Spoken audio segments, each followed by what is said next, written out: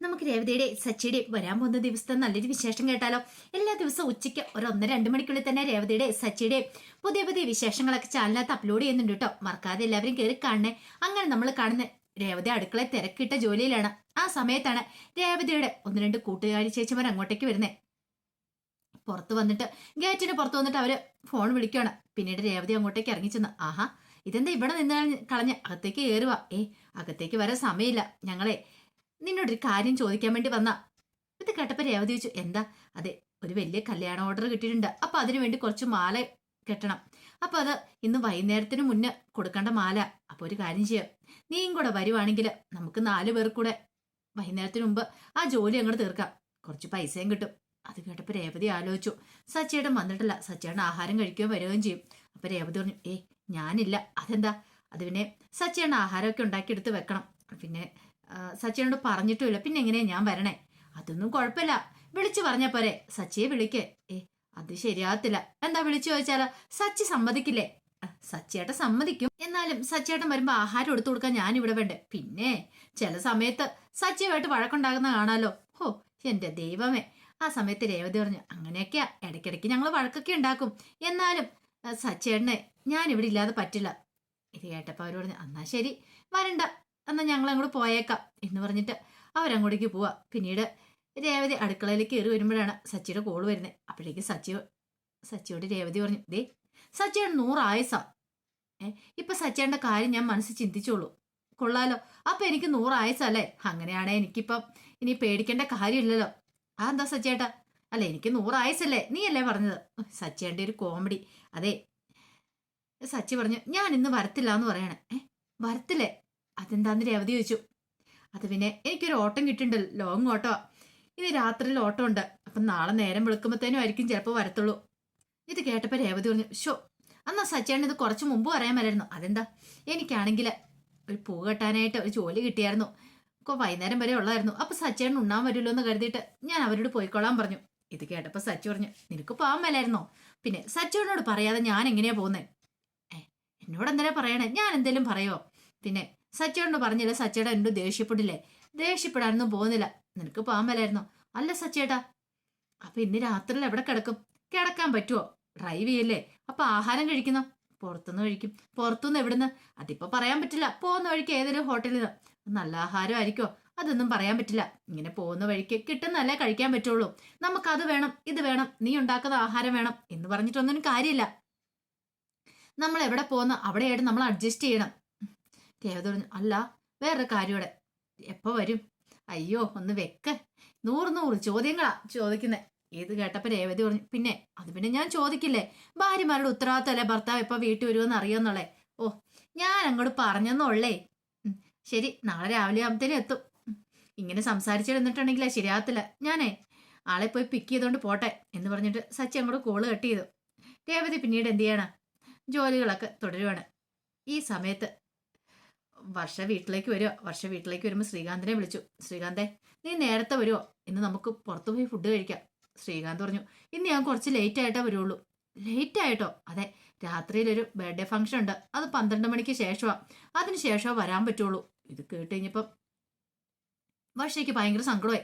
വർഷ പറഞ്ഞ, അല്ലേലും അങ്ങനെയാ, പുറത്തു പോയി ആഹാരം കഴിക്കണമെന്ന് പറയണേ. എന്നും അതെ, നിനക്ക് എന്തെങ്കിലും ഇങ്ങനെ പ്രശ്നങ്ങളുണ്ടായിരിക്കും. ഒരു കാര്യം ഞാൻ പറഞ്ഞേക്കാട്ടോ, ഇതൊന്നും എനിക്ക് ഇഷ്ടപ്പെടുന്നില്ല. നീ രാത്രി ഇങ്ങോട്ട് കയറി വാ, ഞാൻ നിനക്ക് വേണ്ടി കഥവ് തുറന്നു തന്നല്ലേ ഉള്ളൂ. ഞാൻ കഥവ് തുറന്നു തരത്തില്ല, മര്യാദയ്ക്ക് പുറത്ത് കിടന്നോണം. നീ അകത്ത് കയറുന്ന എനിക്കൊന്ന് കാണണം. അത് കേട്ടപ്പം ശ്രീകാന്ത് പറഞ്ഞു, അല്ല അത് പിന്നെ വർഷ വേണ്ട വേണ്ട, നീ കൂടുതലൊന്നും പറയണ്ട എന്ന് പറഞ്ഞു വർഷ കോള് കട്ട് ചെയ്തു. ആ സെക്കൻഡിൽ തന്നെ ശ്രീകാന്ത് രേവതിയെ വിളിക്കുകയാണ്. രേവതി ചോദിച്ചു, എന്താ ശ്രീകാന്തേ? അതെ, ഒരു പ്രശ്നമുണ്ട്. എന്താ? വർഷ ഇച്ചിരി ഇടഞ്ഞ ഇന്ന് അങ്ങോട്ടേക്ക് വരുന്നേ, അതെന്ത് പറ്റി? അതെ, എനിക്കിന്ന് കുറച്ച് ലേറ്റ് ആയിട്ടേ വരാൻ പറ്റുള്ളൂ. അപ്പം ഞാൻ വരുന്ന കാര്യം, ലേറ്റ് ആയിട്ട് വരുന്ന കാര്യം പറഞ്ഞപ്പോൾ അവൾക്ക് ഇഷ്ടപ്പെട്ടില്ല. ഞാൻ വന്ന് ഫോൺ വിളിച്ച് കഴിയുമ്പം രേവതി ചേച്ചി വന്നൊന്ന് കഥവ് തുറന്നു വരുമോ? അതിനെന്താ, വിളിച്ചാൽ മതി, ഞാൻ വന്ന് തുറന്നു വന്നോളാം. പിന്നെ വർഷേനെ ഒന്ന് അനുനയിപ്പിച്ചോണം കേട്ടോ, അവൾ ഇച്ചിരി ദേഷ്യത്തില, അവളുടെ ദേഷ്യം ഒന്ന് മാറ്റിയേക്കണം. രേവതി ചേച്ചിയെ കൊണ്ടേ സാധിക്കുള്ളൂ. അതൊക്കെ ഞാൻ ഏറ്റു, നീ ധൈര്യമായിട്ടിരിക്കും ശ്രീകാന്തേ എന്ന് രേവതി ശ്രീകാന്തിനോട് പറഞ്ഞു. പിന്നീട് വർഷ നേരെ വരുന്ന അടുക്കളയിലേക്ക്. രേവതി അടുക്കളയിലുണ്ടായിരുന്നു, വൈകുന്നേരത്തിനുള്ള ചപ്പാത്തിയൊക്കെ ചുട്ടുകൊണ്ടിരിക്കുക. അപ്പോഴേക്കും വർഷവും, ഞാൻ ചപ്പാത്തിയാണോ? എനിക്ക് നല്ല വിശപ്പുണ്ട് ചേച്ചി, എന്തേലും എടുത്ത് വെക്ക്, ഞാനിപ്പോൾ തന്നെ വരാം. അപ്പോഴേക്കും വർഷ പറഞ്ഞു, ദേവത പറഞ്ഞു, ആ ശരി ആയിക്കോട്ടെ. ഈ സമയത്ത് വർഷ പറഞ്ഞു, പുറത്തു പോയി കഴിക്കാന്ന് ഓർത്തിരുന്ന. അപ്പോഴേക്ക് ശ്രീകാന്ത് താമസിച്ച വരുവളെന്ന്. ഞാൻ അറിഞ്ഞായിരുന്നു. ഓ, അപ്പത്തേനും അതൊക്കെ വിളിച്ചു പറഞ്ഞോ? എന്നെ ശ്രീകാന്ത് വിളിച്ചു പറഞ്ഞിട്ടുണ്ടായിരുന്നു. വർഷ വാതിൽ തുറക്കില്ല, അതുകൊണ്ട് എന്നോടൊന്ന് വാതിൽ തുറക്കണം എന്നൊക്കെ. അതെനിക്ക് ദേഷ്യമായിട്ട് ഞാൻ പറഞ്ഞതാ. ഈ സമയത്ത് രേവതി പറഞ്ഞു, എന്തിനാ ദേഷ്യപ്പെടുന്നേ? സച്ചേട്ടനാണ് ഇന്ന് വരത്ത് പോലും ഇല്ല. സച്ചേട്ടൻ ഇന്ന് വരത്തില്ലേ? അതെ, ഒരു ഓട്ടം പോയേക്കുവാ. ആണോ? അങ്ങനെയാണെങ്കിൽ നമുക്കൊരു കാര്യം ചെയ്യാം. ഇന്ന് നമുക്ക് രണ്ടുപേർക്കിടെ കിടക്കാം. കാരണം ശ്രീകാന്ത് വരുമ്പോഴും കുറെ സമയം താമസിക്കും. അതുപോലെ നമുക്ക് രണ്ടുപേർക്കും ഇരിക്കാം. നമുക്ക് സിനിമ കാണാം. ഇത് കേട്ടപ്പോ രേവതി, സിനിമയോ? അതെ, ഒരു പുതിയതായിട്ടൊരു പ്രേത സിനിമ ഇറങ്ങിയിട്ടുണ്ട്, നമുക്കത് കാണാം. വേണ്ട, പ്രേത സിനിമയ്ക്ക് എനിക്ക് പേടിയാ. എന്തിന് പേടിക്കണം? എന്തിനാ പേടിക്കേണ്ട കാര്യമൊന്നുമില്ല. അങ്ങനെ രാത്രിയായി കഴിഞ്ഞപ്പോൾ എല്ലാവരും ഉറങ്ങാൻ കയറി പോയി. ആ സമയത്ത് രേവതിയും വർഷയും കൂടെ ഹാളിലാണ്. ഹാളില് രേവതിയൊക്കെ കിടക്കുന്ന ആ കട്ടിലിൻ്റെ അവിടെ വർഷം കൂടെ ഒന്ന് ഇരിക്കുക. അങ്ങനെ അവർ രണ്ടുപേരും കൂടെ കട്ടിലിരുന്ന് സിനിമ കാണുക. രേവതിക്ക് ഭയങ്കര പേടിയാ പ്രേത സിനിമ. അങ്ങനെ കണ്ടുകൊണ്ടിരിക്കുന്ന സമയത്ത് വർഷയ്ക്ക് അത് കാണാൻ ഭയങ്കര ഇൻട്രസ്റ്റാ. വർഷ ചിരിക്കുകയൊക്കെ ചെയ്യുന്നുണ്ട്. രേവതി പേടിച്ച് പറിക്കുക. രേവതി പറഞ്ഞു, മതി വർഷ, എനിക്ക് പേടിയാവുന്നുണ്ട്. ഇങ്ങോട്ട് നോക്ക്. വേണ്ട, ഞാൻ നോക്കൂല, എനിക്ക് പേടിയാ. അതിനകത്തെ ഓരോ സീനൊക്കെ വരുമ്പോഴത്തേനും രേവതി കണ്ണടച്ചിരിക്കുക പേടിച്ചിട്ട്. പക്ഷെ അത് കണ്ടുകഴിയുമ്പോഴത്തെ ചിരിച്ചു. ഈ രേവതി ചേച്ചിയുടെ ഒരു പേടി. അങ്ങനെ അവർ രണ്ടുപേരും കൂടി ഇരിക്കണ സമയത്ത് ചന്ദ്രമതി എഴുന്നേറ്റ് വരുന്നേ. നിനക്കെന്താ ഉറക്കമില്ലേ? ഇവിടെ എന്താ ഭയങ്കര ഒച്ചപ്പാടും ബഹളവും ഒക്കെ? ആ സമയത്ത് വർഷവും ഞങ്ങളൊരു സിനിമ കാണുമായിരുന്നു. സിനിമയോ? അതെ, പ്രേത സിനിമ. രേവതി ചേച്ചിക്കാണ് പ്രേത സിനിമ ഭയങ്കര പേടിയാ. കൊള്ളാം, ഇവിടെ ഒരു കുട്ടിപ്പിശാശ, എന്നിട്ട് ഇവൾക്ക് പ്രേത സിനിമ പേടിയോ? അത് കേട്ടപ്പോ രേവതിയുടെ മുഖമൊക്കെ ഇങ്ങോട്ട് മാറി. വർഷ ചോദിച്ചു, ഇതെന്താ ആന്റി ഇങ്ങനെയൊക്കെ പറയണേ? രേവതി ചേച്ചിയെ കുറിച്ച് ഇങ്ങനെയൊക്കെ പറയാൻ പാടുണ്ടോ? ആന്റിയുടെ മരുമോളല്ലേ? പിന്നെ മരുമോള്. ഇവൾക്കാണോ പ്രേതത്തിനെ പേടി? ഇവളെ കണ്ട പ്രേതം പേടിച്ചോടൂലോ. അപ്പോഴേക്കും വർഷ ചോദിച്ചു, അല്ല ആന്റിക്ക് പ്രേതത്തെ പേടിയില്ലേ? പിന്നെ എനിക്ക് പ്രേതത്തെ പേടിയൊന്നുമില്ല. അങ്ങനെ പേടിയുണ്ടായിരുന്നെങ്കിൽ ഇവളെ കണ്ടപ്പോൾ തന്നെ ഞാൻ പേടിച്ചോണ്ടല്ലായിരുന്നോ? എനിക്ക് പേടിയൊന്നുമില്ല. പ്രേതം വന്നാലും അങ്ങോട്ട് നീങ്ങി നിൽക്കുക എന്ന് പറഞ്ഞിട്ട് അവരെ തട്ടി മാറ്റിയിട്ട് ഞാൻ അങ്ങോട്ടേക്ക് പോകും. പിന്നെ ഇവളെ പോലെയുള്ള പേടിച്ചോറുകളൊക്കെ എന്തിനു കൊള്ളാം എന്നൊക്കെ പറഞ്ഞുകൊണ്ട് ഭയങ്കരമായിട്ട് ദേഷ്യപ്പെട്ട് അങ്ങോട്ട് ചന്ദ്രമതി പോവാണ്. അത് കേട്ട് കഴിഞ്ഞപ്പോഴത്തേനും വർഷ രേവതിയോട് പറഞ്ഞു, എന്നാലും ആന്റിയുടെ അഹങ്കാരം കണ്ടില്ലേ? ഇതങ്ങനെ വെറുതെ വിട്ടിട്ട് കാര്യമില്ല. അതെന്താ? പണി കൊടുക്കണം. എന്ത് പണി? അതുകൊണ്ട് ഇച്ചിരി കഴിയട്ടെ, ഞാൻ എന്താണല്ലോ ഒരു പണി കൊടുക്കും ആന്റിക്കിട്ട് എന്ന് പറഞ്ഞു. അങ്ങനെ കുറച്ചുകൂടെ കഴിഞ്ഞ് ചന്ദ്രമതി പോയി കിടന്നു. ചന്ദ്രമതിക്ക് ഉറക്കം വരുന്നില്ല. അപ്പോഴേക്കും വർഷ എന്ത് ചെയ്യണം, ഫോണൊക്കെ എടുത്ത് വേറെ സ്പീക്കറും കൂടെ ബ്ലൂടൂത്ത് സ്പീക്കറും കണക്ട് ചെയ്യുവാണ്. കണക്ട് ചെയ്തിട്ട് ഈ പ്രേതം വരുമ്പോഴത്തെ ഒരു ശബ്ദവും കാര്യങ്ങളൊക്കെ ഉണ്ടല്ലോ, നമ്മൾ സിനിമയ്ക്കകത്ത് കാണുന്ന പോലെ ആ ഒരു ശബ്ദവും കാര്യങ്ങളൊക്കെ ഇടുവാണ്. ഈ സമയം രവീന്ദ്രൻ നല്ല ഉറക്കമാണ്. അപ്പൊ ചന്ദ്രമതി, ഇതെന്താ ഈ ശബ്ദമൊക്കെ ഇങ്ങനെ കേൾക്കണേ? ചന്ദ്രമതിക്കൊന്നും മനസ്സിലായില്ല. ആ കഥകിന്റെ അവിടെ പോയിട്ടാണ് ഈ ശബ്ദം. ഒരു കൈ ഫോണും ഒരു കയ്യിൽ സ്പീക്കറും. അത്യാവശ്യം നല്ല സൗണ്ടിലാണ് താനും. ആ സമയം രേവതി പറഞ്ഞു, വേണ്ട വർഷേ, ഇങ്ങോട്ടേക്ക് വരാൻ പറയണം. രേവതി ചേച്ചി അവിടെ ഇരിക്കുക, ഇതങ്ങനെ വിട്ടിട്ട് കാര്യമില്ല. വീണ്ടും ആ ശബ്ദം ഇട്ടു. ചന്ദ്രമതിക്ക് പേടിയായി. പിന്നീട് ഒരു പെണ്ണ് കരയുന്ന പോലെ ഒരു ശബ്ദം. ഇതാരാ കരയണേ? കുറച്ച് കഴിയുമ്പോൾ ഒരു കുഞ്ഞ് കരയുന്ന പോലെയുള്ള ശബ്ദം. പിന്നെ രവീന്ദ്രനെ വിളിക്കുക. രവീന്ദ്രനെ അറിയണില്ല. പിന്നീട് രവീന്ദ്രനെ ഒന്നുകൂടെ വിളിച്ചപ്പോ രവീന്ദ്രൻ ചോദിച്ചു, അല്ല നീ എന്തിനാ ചന്ദ്രൻ ഇരുന്ന് ചിരിക്കണേ? ചിരിക്കാതെ കിടന്ന് ഉറങ്ങാൻ നോക്ക്. അപ്പൊ ചിരിക്കുന്ന ഒരു ശബ്ദം ഇട്ടായിരുന്നു. ഓ, രവിയേണ്ട ഒരു കാര്യം, ഗുളികം കഴിച്ചിട്ട് പോത്തുപോലെ കിടന്ന് ഉറങ്ങുന്നു. എന്റെ ദൈവമേ, എന്താ ചെയ്യേണ്ടതെന്ന് അറിയത്തില്ല. ചന്ദ്രമതി പതുക്കെ എഴുന്നേറ്റ് കഴിഞ്ഞപ്പോഴത്തേനും വീണ്ടും ആ ശബ്ദം. രേവതി വർഷയുടെ കയ്യെ പിടിച്ച് വലിക്കുന്നുണ്ട്. പോവാൻ മതി, എനിക്ക് പേടിയാവുന്നുണ്ട്. ഇനി അമ്മയെങ്ങാനും എഴുന്നേറ്റ് വന്ന പ്രശ്നമോ? അവിടെ നിൽക്കി ചേച്ചി, ഇതങ്ങനെ വെറുതെ വിട്ടിട്ട് കാര്യമില്ല. പിന്നീട് ചന്ദ്രമതി വീണ്ടും ആ ശബ്ദം കേൾക്കണം. അപ്പോഴേക്കും വർഷ എന്ത് ചെയ്യുവാണ്? വർഷ ഡബ്ബിംഗ് ആർട്ടിസ്റ്റ് ആണല്ലോ, പല ശബ്ദങ്ങളും എടുക്കാൻ അറിയാലോ. പതുക്കെ ചന്ദ്രമതി എന്ന് വിളിക്കുവാണ്. ഈ സമയത്ത് ശ്രുതി കേട്ടത്. ശ്രുതി ഇങ്ങനെ എഴുന്നേറ്റു. അപ്പൊ കുറെ സമയമായിട്ട് ഈ കരച്ചിലും കേൾക്കുന്നുണ്ടായിരുന്നു. ശ്രുതിയെ വിളിച്ചപ്പോ ശ്രുതിയാണെങ്കിൽ നല്ല ഉറക്കമാണ് താനും. ദൈവമേ, ഇത് എവിടുന്ന ഈ ശബ്ദം കേൾക്കണേ? പുറത്തുനിന്നാണല്ലോ. ശ്രുതിക്കും പേടിയായി. ശ്രുതി കട്ടിലെ ചുരുണ്ട് കൂടി നോക്കി. ഒരു രക്ഷയില്ല. ആ ശബ്ദം അടുത്തടുത്ത് വരുന്ന പോലെയൊക്കെ ശ്രുതിക്ക് തോന്നുക. ഇനിയിപ്പൊ എന്താ ചെയ്യണ്ടേ? പേടി കാരണം ശ്രുതിക്ക് മുറിയിലിരിക്കാൻ പറ്റണില്ല. ശ്രുതിയാണ് ഉറക്കം. ശ്രുതിനെ വിളിച്ചിട്ട് എഴുന്നേക്കാത്തോണ്ട് ശ്രുതിക്ക് ആ ഒരു പേടിയും കാര്യങ്ങളും ഉണ്ട്. അവസാനം ചന്ദ്രമതി എന്നുള്ള വിളിയും കൂടെ കേട്ട് കഴിഞ്ഞപ്പോ വല്ലാത്തൊരു ബുദ്ധിമുട്ട്. ദൈവമേ, അമ്മയാണല്ലോ വിളിക്കുന്നേ. എന്തിനാ അമ്മയെ വിളിക്കുന്നേ? ഇത് അമ്മ ആരാ വിളിക്കണേ? ചന്ദ്രമതി, ഇതെന്റെ വീടാ എന്ന് പറയുന്നു. അമ്മയുടെ വീടല്ലേ? അപ്പൊ ഇവിടെ വേറെ ഏതോ പ്രേതം ഉണ്ടെന്ന് തോന്നേ. പ്രേതത്തിന്റെ വീടായിരുന്നോ? ഇവിടെ ആരെങ്കിലും ഇനി ആത്മഹത്യ ചെയ്തിട്ടുണ്ടായിരുന്നോ? ശ്രുതിയുടെ മനസ്സിലേക്ക് ആ ചിന്തയൊക്കെ വരുന്നേ. ചന്ദ്രമതി, നിങ്ങൾ ആരാ? ഇതെന്റെ വീടാ, മര്യാദയ്ക്ക് ഇവിടുന്ന് പോയിക്കോണം. ചന്ദ്രമതി പറഞ്ഞു ഇത് എന്റെ വീടാ, നിങ്ങളുടെ വീടല്ല, ഇത് എന്റെ വീടാന്ന് വർഷ പുറത്തു നിന്ന് പറയാം. അപ്പോഴേക്ക് രേവതി പറഞ്ഞു മതി, നമുക്ക് പോകാം, എനിക്ക് പേടിയാവുന്നുണ്ട്.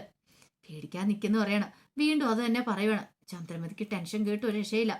അതുപോലെ തന്നെയായിരുന്നു സുധിക്കും. ദൈവമേ, ഇവിടെ പ്രേതമുണ്ട്, പ്രേതമുള്ള വീടാണോ വെല്ലിച്ചനപ്പ അമ്മയ്ക്ക് വേണ്ടി വാങ്ങിച്ചു കൊടുത്തത്? ആ ഒരു ചിന്തയാണ് സുധിയുടെ മനസ്സിൽ. ചന്ദ്രമതി പതുക്കെ കഥക് തുറക്കുക. ഇനി ദൈവമേ ഇത് ആരാന്ന് അറിയണം, ഒരു പക്ഷെ പ്രേതമാണെങ്കിലോ. കഥക് തുറക്കുന്ന ശബ്ദം കേട്ട്, കുറ്റിയെടുക്കുന്ന ശബ്ദം കേട്ടപ്പോ രേവതി ഓടി. കൂടെ വർഷ, അവർ രണ്ടുപേരും കൂടെ അടുക്കളയുടെ മറവിൽ പോയി നിൽക്കുകയാണ്. രേവതി പറഞ്ഞു വേണ്ട വർഷ, എനിക്ക് പേടിയാവുന്നുണ്ട്. എന്തിനാ പേടിക്കുന്നത്? പേടിക്കേണ്ട കാര്യമൊന്നുമില്ല, ഇവിടെ നിൽക്കുക. അങ്ങനെ ചന്ദ്രമതി പതുക്കെ കഥ തുറന്ന് പുറത്തേക്ക് ഇറങ്ങുമ്പോൾ മൊത്തം ഇരുട്ടാണല്ലോ. അപ്പോഴേക്കും സുധി എന്ത് ചെയ്തു? കഥ തുറന്ന് പുറത്തേക്ക് ഇറങ്ങി. രണ്ടുപേരും തമ്മിൽ കൂട്ടുമുട്ടുമ്പോൾ രണ്ടുപേരും പേടിച്ചു പോയി. എന്താണ് നീ ഇരുട്ടത്ത് മനുഷ്യനെ പേടിപ്പിക്കാനായിട്ട്? അമ്മേ, ഞാൻ എന്തോ ശബ്ദം കേട്ടു, അമ്മയുടെ പേരൊക്കെ വിളിക്കുന്ന പോലെ. അതേടാ ഞാനും കേട്ടു. അയ്യോ അമ്മേ, ഇനി പ്രേതമായിരിക്കോ? ഇവിടെ പ്രേതമുള്ള വീടാണോ? ഇന്ന് വരെ ഇങ്ങനെയൊന്നും ഉണ്ടായിട്ടില്ലോ. എനിക്കറിയില്ലടാ എന്താ ചെയ്യേണ്ടതെന്ന്. അപ്പോഴേക്കും വർഷയ്ക്ക് പിന്നെയൊരു ഐഡിയ. വർഷ എന്ത് ചെയ്യുവാണ്? കൊലുസിന്റെ ശബ്ദം. ഇവർ രണ്ടുപേരും അങ്ങോട്ടും കൂടെ നടക്കുമ്പോൾ കൊലുസിന്റെ ശബ്ദം ഇടുവാണ്. രേവതി പറഞ്ഞു വേണ്ട വർഷയെ, പ്രശ്നമോ? എന്ത് പ്രശ്നം? അങ്ങനെ നടക്കുമ്പോഴത്തേനും ചിലങ്കയുടെ ശബ്ദം കേൾക്കുമ്പോൾ രണ്ടുപേരും പേടിച്ചു. ചന്ദ്രമതിയോട് സുധി ചോദിച്ചു ഇതെന്താ ഈ ശബ്ദം? എനിക്കറിയില്ല. എടാ നീ നടക്കുമ്പോഴും ഉണ്ട്. അമ്മ എനിക്കറിയത്തില്ല. രണ്ടുപേരും പേടിച്ച് വരച്ച് നിൽക്കുക. രേവതി പറഞ്ഞു വർഷേ, ഇനിയും കൂടെ അവരെ പേടിപ്പിച്ചിട്ടുണ്ടെങ്കിൽ അവർക്ക് വല്ലതും സംഭവിച്ചു പോകും, വല്ല അറ്റാക്കും വരുമെന്ന് എനിക്ക് തോന്നുന്നേ. വേണ്ട, ഇതിവിടെ കൊണ്ട് സ്റ്റോപ്പ് ചെയ്യുക. വേണ്ട, അങ്ങനെ നമുക്ക് വിടണ്ട, ഇച്ചിടെ കഴിയട്ടെ എന്ന് പറയാം. പക്ഷെ രേവതിക്ക് ടെൻഷൻ, എന്തേലും സംഭവിച്ചു പോയാലോ. രേവതി പെട്ടെന്ന് എന്ത് ചെയ്യണം, അങ്ങോട്ട് എന്നിട്ട് അവിടുത്തെ ലൈറ്റ് അങ്ങോട്ട് ഇട്ടു. അപ്പോഴേക്കും ചന്ദ്രമതി സുധിയും കൂടെ ഞെട്ടി തിരിച്ചു നോക്കുക. രേവതിയെ കണ്ടു കഴിഞ്ഞപ്പം രേവതിയെ നോക്കി. പെട്ടെന്ന് രേവതി കുറച്ച് വെള്ളം എടുത്തുകൊണ്ട് ചന്ദ്രമതിക്ക് കൊടുത്തു. ചന്ദ്രമതി പെട്ടെന്ന് കുടിച്ചു. ആ സമയത്ത് ചന്ദ്രമതി ചോദിച്ചു അല്ല ഇവിടെ എന്തോ ഒച്ചപ്പാടും വേളം കേട്ടെ. അപ്പോഴേക്കും വർഷ അങ്ങോട്ടേക്ക് വന്നു. വർഷ വന്നിട്ട് ആന്റി പേടിച്ചു പോയോ? ആന്റി അല്ലേ പറഞ്ഞ ആന്റിക്ക് പ്രേതത്തെ ഒന്നും പേടിയില്ലാന്ന്. എന്നിട്ട് ഇപ്പൊ ശബ്ദം കേട്ട് കഴിഞ്ഞപ്പോ തന്നെ ആന്റി പേടിച്ചു പോയല്ലേ? അപ്പൊ നിങ്ങളായിരുന്നു ഇതിന്റെ പിന്നില്. അപ്പൊ വർഷ പറഞ്ഞു അതെ, ആന്റിക്ക് പ്രേതത്തെ പേടിയില്ലാന്ന് പറഞ്ഞോണ്ട്. ഈ സമയം ചന്ദ്രമതി രേവതിയോട് പറഞ്ഞു ഓഹോ, അപ്പൊ നിന്നെ കളിയാക്കിയതിന് നീ പ്രതികാരം ചെയ്തതല്ലേ ഇവളെ കൊണ്ട്? ഇപ്പൊ എനിക്കെല്ലാം മനസ്സിലായടി. വർഷ പറഞ്ഞു എന്തിനാ രേവതി ചേച്ചിനെ വഴക്ക് പറയുന്നേ? ചേച്ചിയല്ല, ഇതിന് മാസ്റ്റർ ബരൻ ഞാനതൊക്കെ ഒപ്പിച്ചേ. വേണ്ട വേണ്ട, നീ കൂടുതൽ ഇവിടെ സപ്പോർട്ട് ചെയ്യണ്ട, എല്ലാത്തിനും കാരണം രേവതിയാ. ഇത് കേട്ടപ്പോ രേവതി പറഞ്ഞു അമ്മേ ഞാനൊന്നും അല്ല. ഈ സമയം വർഷ പറഞ്ഞു രേവതി ചേച്ചി വേണ്ടാന്ന് പറഞ്ഞ ഞാനാ സമ്മതിക്കാത്തെ. സുധി പറഞ്ഞു മനുഷ്യന് ജീവൻ ഇപ്പൊ പോയേനും, വല്ല അറ്റാക്കും വന്ന് ഞാൻ ഇപ്പൊ തന്നെ ഇവിടെ ചത്തു വീണാനും, നിങ്ങളൊക്കെ എന്റെ മരണത്തിന് ഉത്തരവാദിത്വം പറഞ്ഞേനും. അത് കേട്ടപ്പം വർഷ പറഞ്ഞു പിന്നെ ഇവിടെ പേടിയില്ലാത്ത ആൾക്കാരൊക്കെ ഉണ്ടായിരുന്നു. എന്തേ ആന്റി അവിടെ ഭയങ്കര സ്ട്രോങ് ആയിട്ടല്ലേ നിന്നേ. ഒരു 5 മിനിറ്റോടെ കഴിഞ്ഞായിരുന്നെങ്കിൽ ആന്റി താഴെ വീണാനും. ചന്ദ്രമതിക്ക് ദേഷ്യവും സങ്കടവും നാണക്കേടും എല്ലാം കൂടെ എന്ത് ചെയ്യണമെന്ന് അറിയില്ല. ചന്ദ്രമതി അങ്ങനെ വാലും ചുറ്റി അങ്ങോട്ട് കയറി പോവാണ്. അപ്പൊ അതിന്റെ വിശേഷങ്ങളൊക്കെ ഇന്നല്ല ഇനി വരുന്ന ദിവസങ്ങളിൽ കാണുന്നേ. ആ വിശേഷങ്ങളൊക്കെ നമുക്ക് എല്ലാവർക്കും കാത്തിരിക്കാട്ടോ. അതിനു മുമ്പായിട്ട് ആദ്യമായി കാണുന്നവരുണ്ടെങ്കിൽ ചാനൽ ഇഷ്ടപ്പെട്ട ഒന്ന് സബ്സ്ക്രൈബ് ചെയ്യാൻ മറക്കരുത്. വീഡിയോ ഇഷ്ടപ്പെടുവാണെങ്കിൽ ലൈക്ക് ചെയ്യാനും നിങ്ങളുടെ വിലയേറിയ അഭിപ്രായങ്ങളൊക്കെ രേഖപ്പെടുത്താനും മറക്കരുത് കേട്ടോ. ഒരിക്കൽ കൂടി എല്ലാവർക്കും ശുഭദിനം നേർന്നുകൊണ്ട് നിർത്തുന്നു.